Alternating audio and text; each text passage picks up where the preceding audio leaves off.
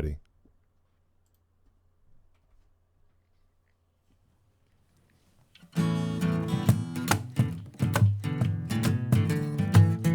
Welcome to Potter Familias, coming to you from Fairhope, Alabama.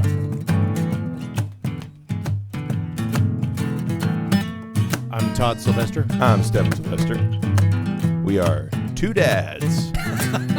You like saying that. I do, because you were the one that said it first, and I was like, we shouldn't, We're going to have to do a t-shirt that says that. two dads. We're going to have to. Now you've started it. I love it. I love that for the branding. That'll be fan influence. Yeah, Two dads. That's too much. We know what you're thinking. When have you been out of the country? One time. Where? I've been to Canada. And you count that? No. Yeah. I mean, yeah. What? Wait. Time Yeah. out. I went to Canada You said when I was 13. Out of the country. Well, I went Is to Canada. our country? Well, I went to Is Canada the United States of America? Basically. I could have said I went to Puerto Rico. Wait, does Canada have a military? Yeah. Do they really? Dude, Really? what if we have Canadian listeners? Then What's wrong please with don't you? be offended. But They are already offended. It's too late. I'm not talking about the Mounties. You need to apologize who look cool. now. Hashtag canceled. I'm so canceled. Yeah. We talked about that already. I'm talking about like crossing an ocean, leaving the country. No. I've never done that. Now, I was going to do a semester in Rome with the Bernardi program that they do at St. Thomas University. That would have been University cool. of St. Thomas. That It would have been. super It was also quite expensive, which is why I didn't go. All right, that makes sense. But I spent a short amount of time in Italy, and I've always wanted to get Mom back there. Yeah. And she doesn't want to go. So we did a couple virtual tours Yeah. of the major basilicas. Oh, you can do that right now? Yes, and they're extremely cool. But the whole time I'm trying to explain to her, it's not the same thing. Right. Well, it's becoming more like the same thing, more and more.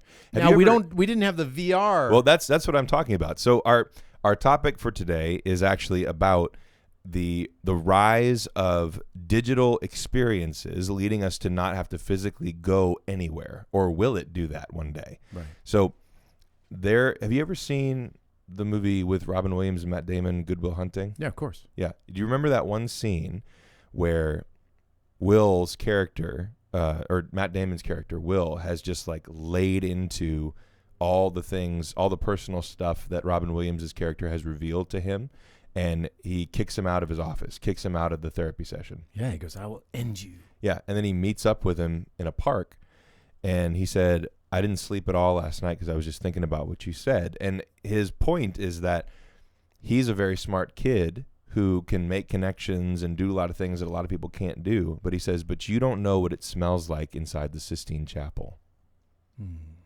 And that was his point of like, you've never been anywhere. You've never done anything. So as smart as you are, that doesn't do the same thing as life experience. So having said that, there are now experiences that are being developed. They're not available for consumers yet, but I've heard of these things. There's articles being written about them where all of the experience, all of your five senses are now to the point of where they can at least kind of emulate what it's like to be someplace in real life using VR. What? But not including like smells. Mm-hmm. For real? Yeah, for real. So I'll be able to put those goggles on, and it'll be like I'm walking into the Piazza Novana. You might have and to I'm put a walking mask on. And I'm walking into a cafe, and I'm smelling the espresso. Yeah. Come on. They're working on that type of technology right now. Why though? Why? Well, just go to Italy. Because, well, think about, like, okay, so there's the obvious thing where people will be like, ooh, this new thing you can do. Technology, it's shiny. Like, so that's one reason why you would invest in technology like that. But on the other hand, there's a lot of people who, for various medical and or, other life reasons, can't do a lot of that stuff. Yeah, true. That's fair. So maybe that's the future of gaming, because gaming is getting bigger every year, where it's a lot more immersive. It'll matter if you're in shape, like that type of thing. But there's also just people who, for example, can't use their legs. People who can't walk. It's like they want to have the experience of walking. They might be able to do that for people in the future. Yeah, and they can do like the Appalachian Trail. Yeah. So VR. the question is, will we get to a point where VR is good enough? Let's say if we get to a point where VR is good enough. For those people that don't know, virtual reality. Virtual reality, VR. If we get to a point where that is realistic enough that the experience is basically the same to use VR versus physically going somewhere, if they can recreate the whole situation pretty close to reality, why would you go anywhere? Well, I guess the first question would be, what's the cost? Well, yeah, I mean, is it the same amount? I mean, is it going to be that expensive? If I am saving money, theoretically, no. Okay, because let's use a real experience. Your mom. Yeah. She does not want to leave the country. There are parts of the U.S. that she'd love to see. She wants to go to some of the big state parks or national parks and things like that. Yeah. But I don't think she ever wants to go on an airplane and go to Italy. That's fair. Or go to Europe. Or there's a lot of people like that who just, So it would be cool to sit down with her and put on the goggles and to walk through St. Peter's, because I think that's as close as I'm going to get her. Yeah. So do you think that there is and I'm just asking this question because your brain goes to that sci-fi place of like, there's got to be a dark side to this. There's got to be another shoe that's going to drop. Do you think that there is some hidden factor that's sort of dangerous about that type of technology? Not that I can think of. I mean, unless I can think of a couple different things from sci-fi. I thought that you would have like a moral argument why it's not good or something. But like why? What are they doing? Well, that's the thing is like there's not really any limitations to the experiences that you can have in VR if they get to that point. Oh, you mean like sexual stuff? Yeah. Oh, thanks for that. Well, that's what I was thinking about. There's books written about that type of thing. So you go to St. Peter's and everybody's naked, including the Pope? Well, that'd be weird. No, but if you think about where that technology, like the logical end of it, and this is why I wanted to talk about it. If you think about it from the perspective of why we have bodies with 5 senses in the first place, it's like the Matrix. And I don't mean like you're plugging your brain into a computer. It's like this is all external still. And I don't think we'll ever understand the brain well enough to be able to do that in real life. But externally, you can just sort of put yourself in a chamber, theoretically, and have whatever experience you want. And that technology is like visible, like next 25 years. So now, how would you compare that to some of those rides now where you go to Disney World and you get in the little cart thing, but it really doesn't go anywhere? It's on hydraulics and it's kind of moving around. But you've got all the screens around you and they're blowing air. And so you're experiencing, let's say, a roller coaster, but you're not on a roller coaster. Excuse me. So, yeah, this technology that I'm talking about is basically just a really, really convincing simulator. Okay. And it's on the horizon. The types of things that I'm describing are on the horizon technologically. What kind of bad things are you talking about? I mean, I'm still thinking roller coasters. Am I an idiot? I'm thinking about like people who will invest so much of their time and energy into this type of technology. Like gaming is already a problem for a lot of people where they are investing so much time in looking at a screen. Yeah. Did you see Ready Player One? Yeah. You mean like that? Like they're just going to get in there and then they never want to leave? They'll never leave their house. That's why they had to turn it off on Tuesdays and Thursdays at the end of the game. Yeah. Wasn't that so benevolent of them? I read the book Ready Player One. I haven't seen the movie. Well, at the end, that's the whole thing, is the young kid takes ownership of the company. And right. Spoiler alert, everyone. Whoops. Sorry, we just ruined that movie. But yeah, no, I know what you're talking about. So my thought is this. Is there some inherent immoral quality to engaging in reality only virtually, like exclusively through virtual means?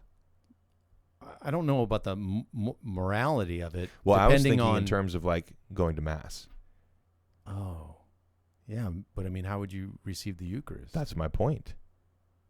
So there are going to be ways that you can experience the physical world in a virtual manner. And that's going to change people's understanding of why they would need to go and do physical things. Like, why? What's the point? Yeah. Like, concerts are the thing that's changing right now. I know that there's a lot of concert technology that's about to become huge, because they've done some gimmicks, right? They did that huge concert where there were no speakers, there was no front of house system, and everyone brought headphones, and there was a DJ doing a set.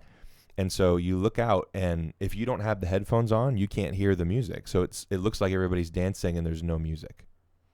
And the DJ is like, doing his thing on his turntable. And right, but why? I don't know. Well, that's the thing is, like, if you can do that, why would you even go to the place where all these people are? Do you remember when they were talking about the made-up digital singer who was Asian, some girl? She was completely digitized. Yes, I do remember that. And she became a star and had concerts where they put her somehow on the stage via screens and projectors and stuff like that. Yeah, she did not I exist. thought that was a joke. Yeah. This is weird, man. Even crazier. Have you seen all those pictures that they're using AI to generate that look like real people, but they don't exist?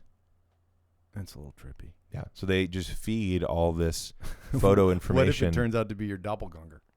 Right. If it looks like, I've gone through before to see if there's anybody that looks like me. That's actually me. Only because they're made up. I've only done that because so many people tell me, "Hey, you look like somebody I know. Do I know you?" And I'm like, "This happens every day." Like, everyone knows someone apparently who looks just like me.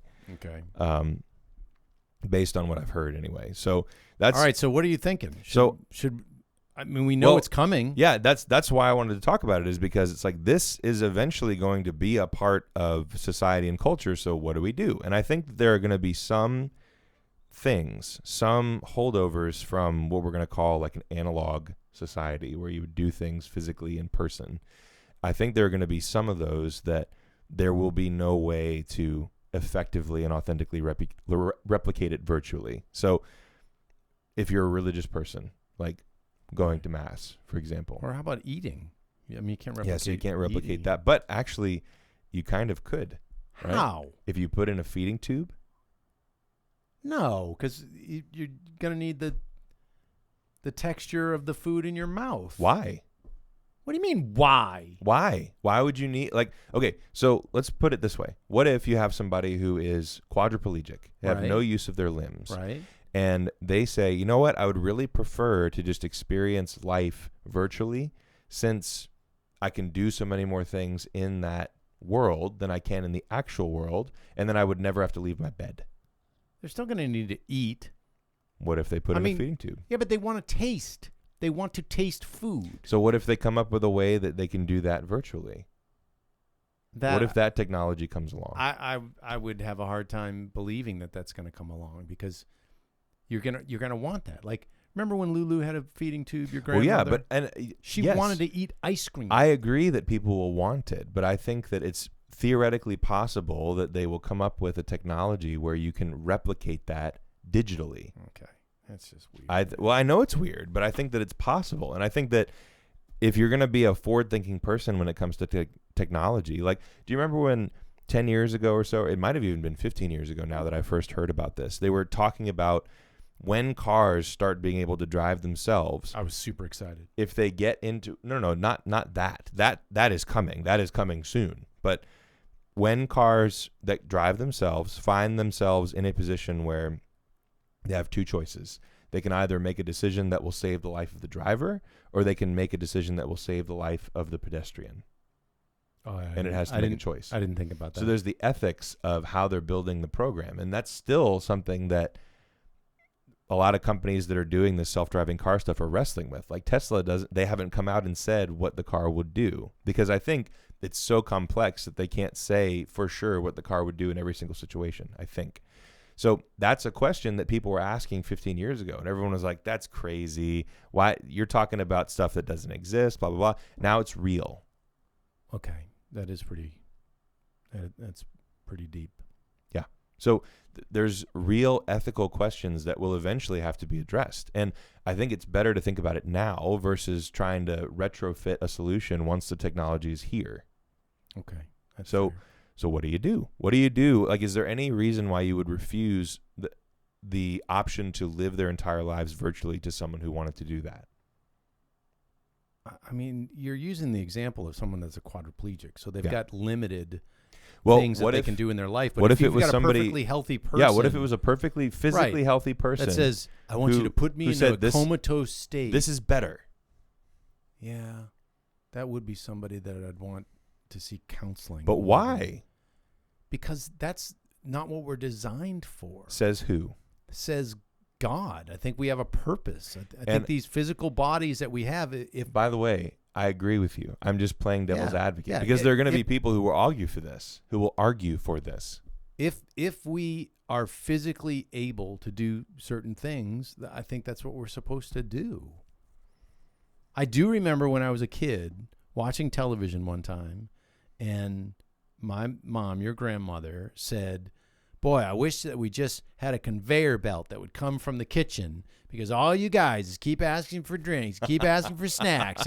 And I thought as a small child, that would be awesome. That would be awesome. Just to be able to sit here on the sofa and a conveyor belt would go by, and all of a sudden Cheez-Its are on it, and popcorn is on there, and Hawaiian Punch, and all this stuff would just go by me, and I would just grab it. Is it bad that I think at that's leisure. kind of awesome? Yeah, because you're designed to get your butt off the sofa and walk into the kitchen and get your own snack. That's your opinion. And I'm only doing this because you're going to meet people probably in your lifetime who will have this type of argument with you. Who are going to say, "How come? How come, great grandpa? Like, how come?" All right. And I'll have to, if my kids are adults when this is happening, which is probably likely if I'm still around, then I'll have to deal with this as well. Like, what would I tell my daughter who was like, "Yeah, and I'd love to like be in the virtual world for a couple of years." Like, what would I tell her that, and she's like, "Oh, you can come visit, like you can put on your VR headset and be in there with me." What would I tell her? I don't know. The world is, and the pandemic is the speeding. Real world is a better place. That's what I would tell him. Yeah. And again, I agree. Yeah. Yeah. But there's going to be people who will argue against that. Place. The pandemic is speeding all of this stuff up, by the way. It is. Because it's showing some people don't how leave their houses. Right. Yeah. It's showing people how possible it is, if you need to be able to do most of the things that you would regularly do from your home. Yeah. And everything will just be delivered. Yeah. So it's crazy. It is. Interesting stuff for sure. I don't really have a good answer. I just wanted to bring it up because I think it's important to talk about it. It's good to talk about. Yeah. You got a cool song that's thematic? I do, actually. It's only thematic in the sense that it's kind of 80s themed. I don't know how to take that. Well, retro or Ready Player One is all 80s nostalgia stuff. Got it. What's the name of this? By the way, if Ready Player One wants to sponsor this podcast, then that'd be cool. Or the author of the book or whatever. This song I wrote with my buddy Adam Curry out of Chicago. Shout out to you. And this is called "She Dances on Her Own."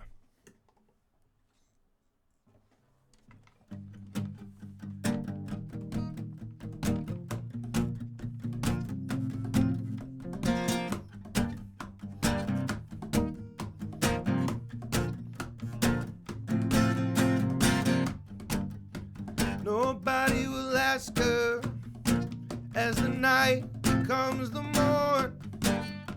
Nobody will say, "Will you come to the dance floor?" She was sad for a moment, then held her head up high. She's gonna show them what she's got inside. And she dances, she dances, she dances on her own, romancing the need of being known. What you got is a light and it's shining. This is like all the stars are aligning. While she dances on her own.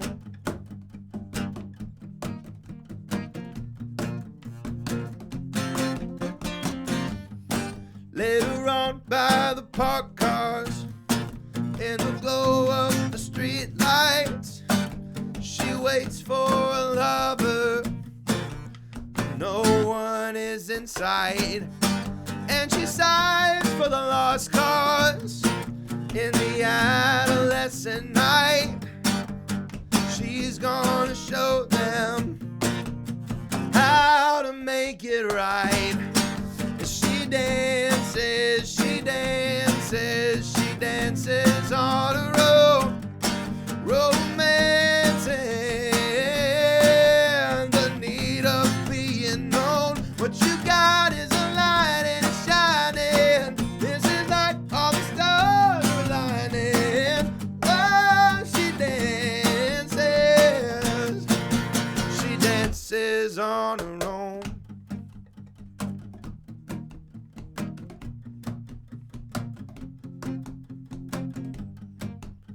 One for the money, $2 to get home, 3 words to save her. She dances on her own. One for the money, $2 to get home, 3 words to save her. She dances on her own.